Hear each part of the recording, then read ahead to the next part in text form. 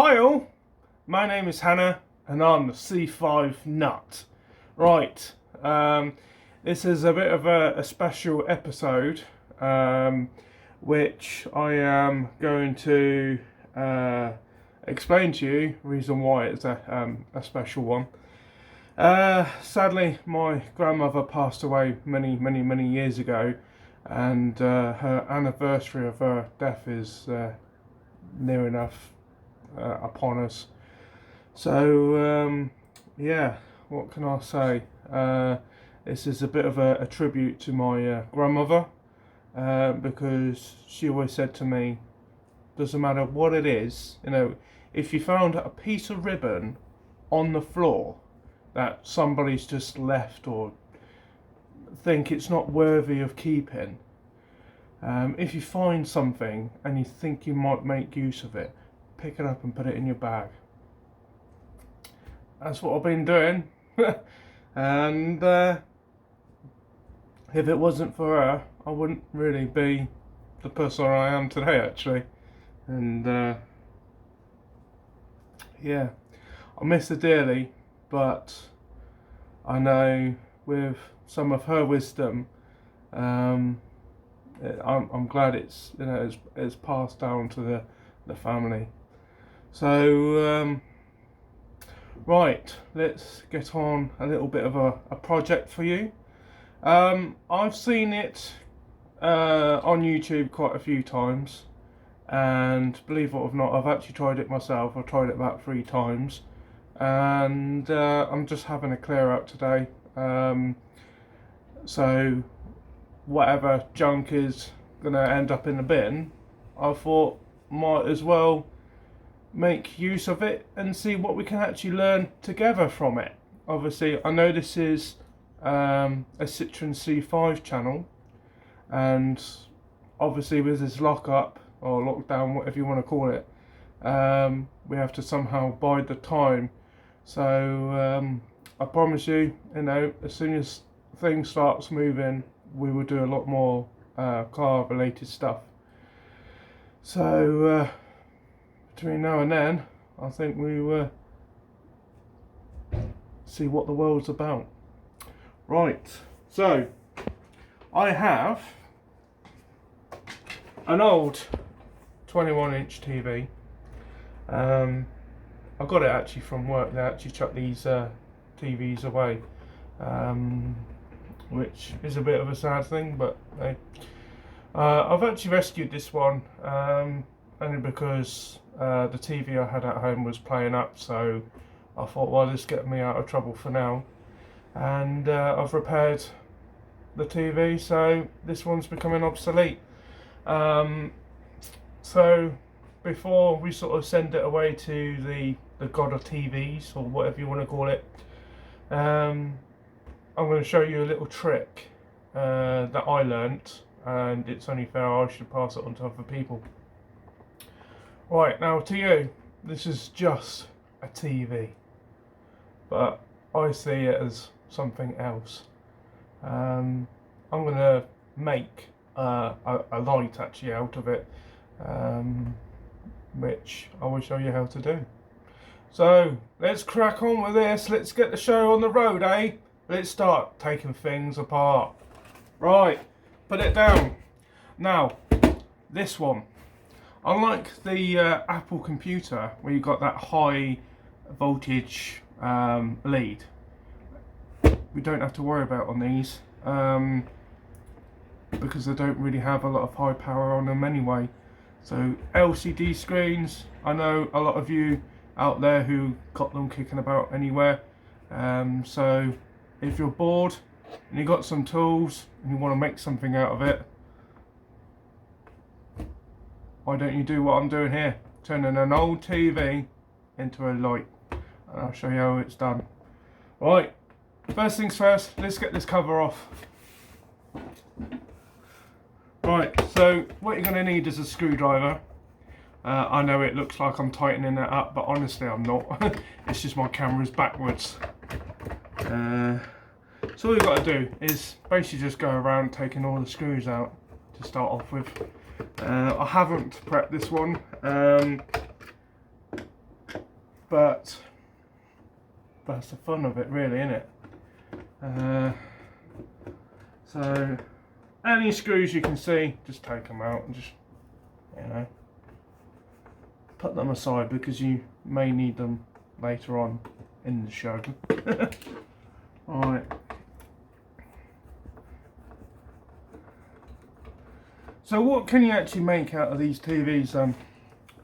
Well, there's quite a few usual parts, like if you've got one with a DVD player, which this is what this is, it's a DVD player as well, you can actually find motors and stuff out of them. Is there one up there? Yeah, there's one right in the middle. Didn't see that one. So it's not just motors, there's some electronic components like capacitors and diodes and all sorts of stuff. So the light we want to check out need to know if it's LED or if it's one of those festoon type bulbs. So yeah, let's get this cover off and have a look. Right, not many screws now, probably only about half a dozen left.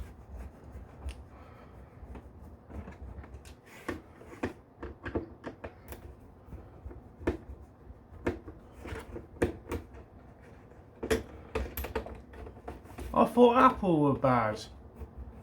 So how many screws do you need actually to stick a TV together? It's bloody nuts. No wonder why TVs are so expensive. They use a ton of screws in them.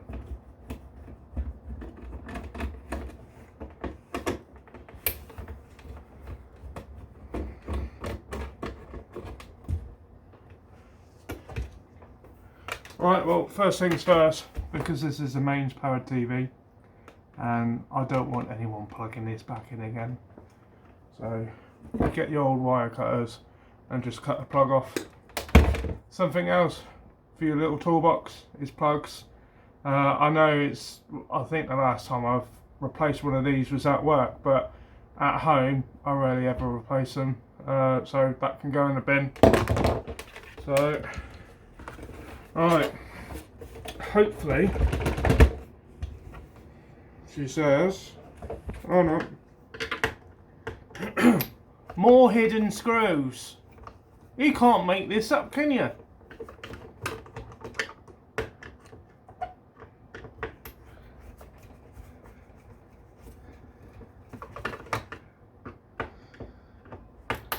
Oh my days.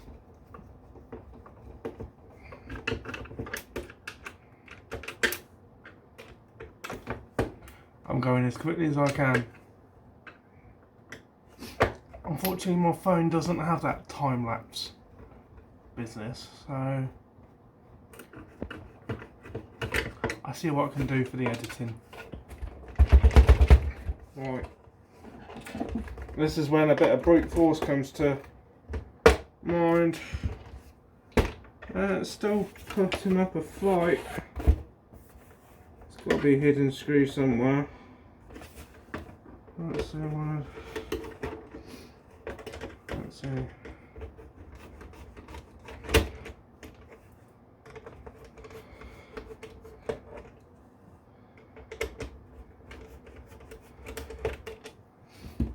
Let's have a look.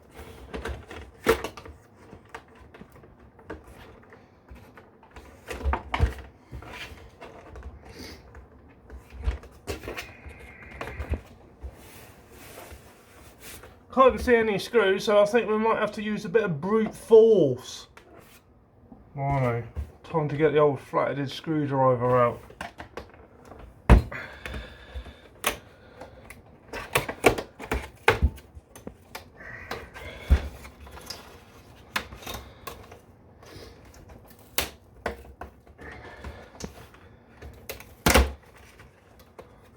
Oh my days.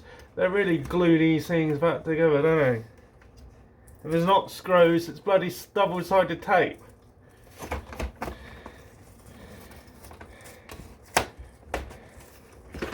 Right, let's rest it down on the front.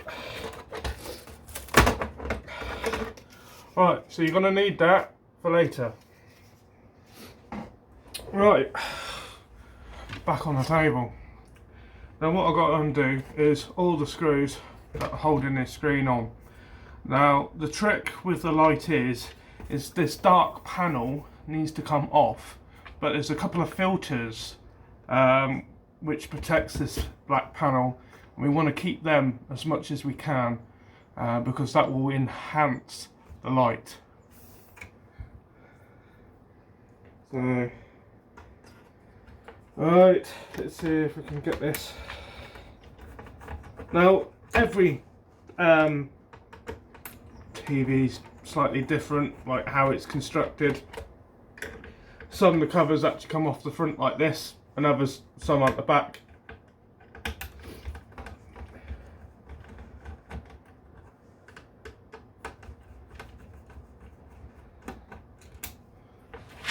Right.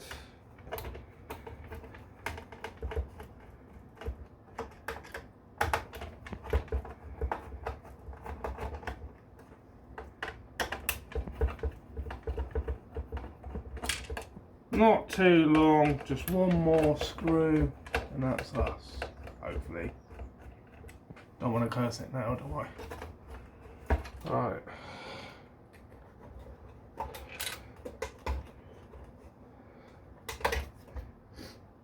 Okay, so there's a couple of plugs on the back which I will show you soon.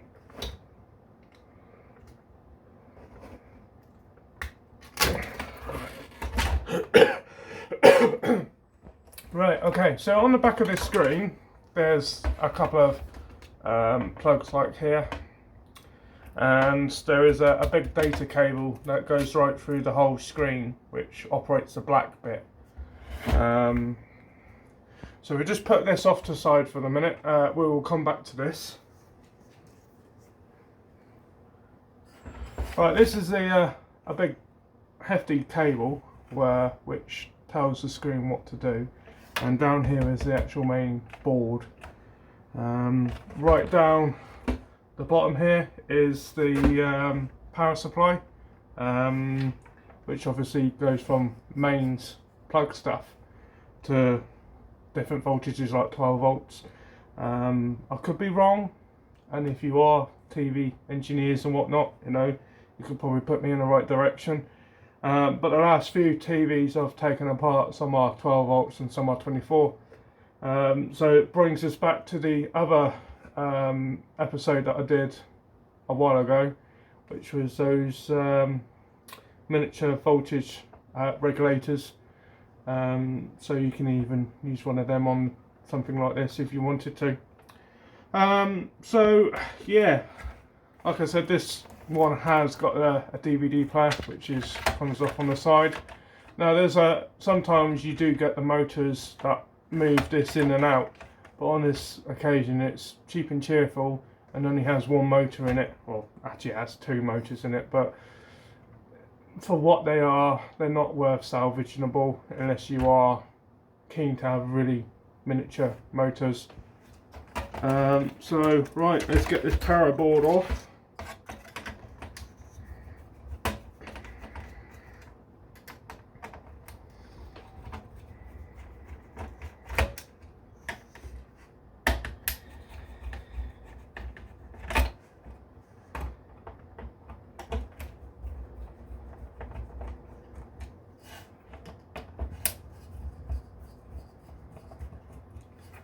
Just one more screw. There we go. Right. Hopefully that should just come out, which it does.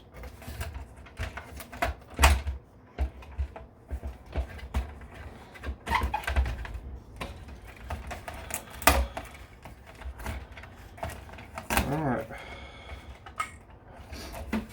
Okay. Get rid of this cable tie, don't really need it. Cut that.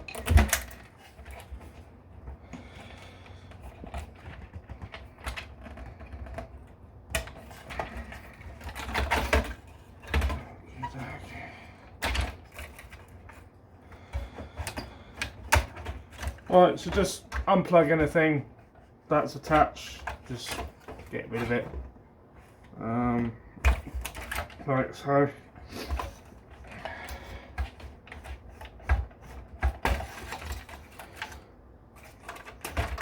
Right, so that there is the main board that you can like plug your PlayStation into there, or your Xbox, whatever you got.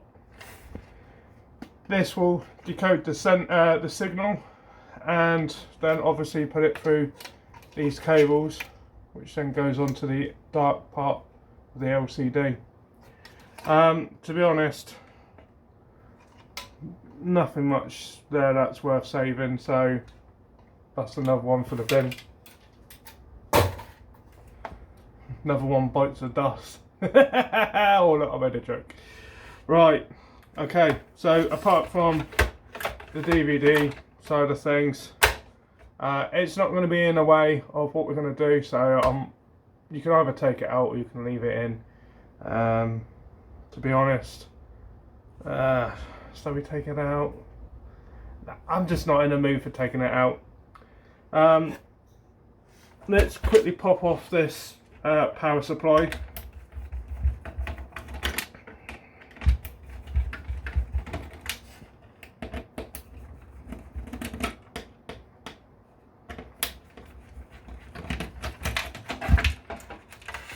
Right, so obviously you plug one end into your wall socket, and that is basically a larger version of that miniature voltage regulator, and that's all it does. It's a miniature power supply really. There's probably one or two bits you can salvage from that, but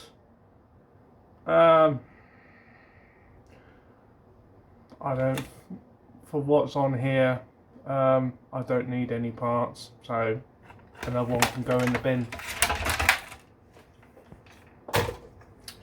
Right, lastly, either side is some small speakers, which might come in useful. I'm only going to take them out because you never know when you're stuck at home and get really bored, you decide to come up with some other stuff, you know, to make out of them. So I will take these speakers out and I'll put them aside, and if I use them, I use them. If I don't, well, I'll just bin them anyway. But you never know with this channel. Right, so let's just quickly take the speakers out.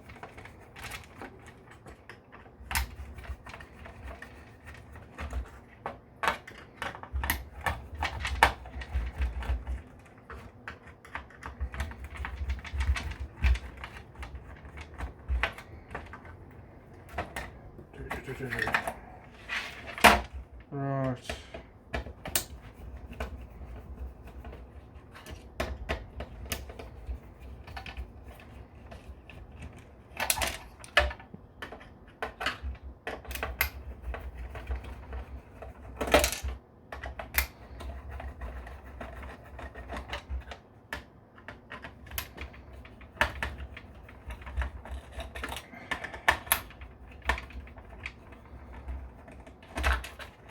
Alright.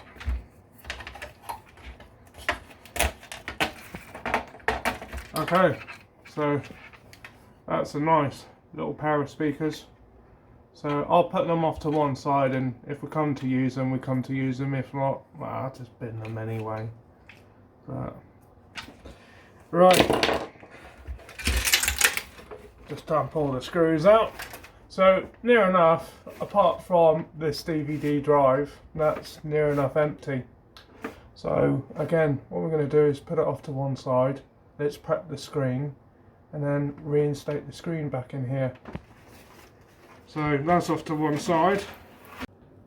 Hi all, I know I'm halfway through editing, but I didn't realise that the first episode was as long as it was. So I'm going to try and short it down. So yeah, this is the end of part 1. Please have a look at part 2. and yeah, we go from there. See you soon.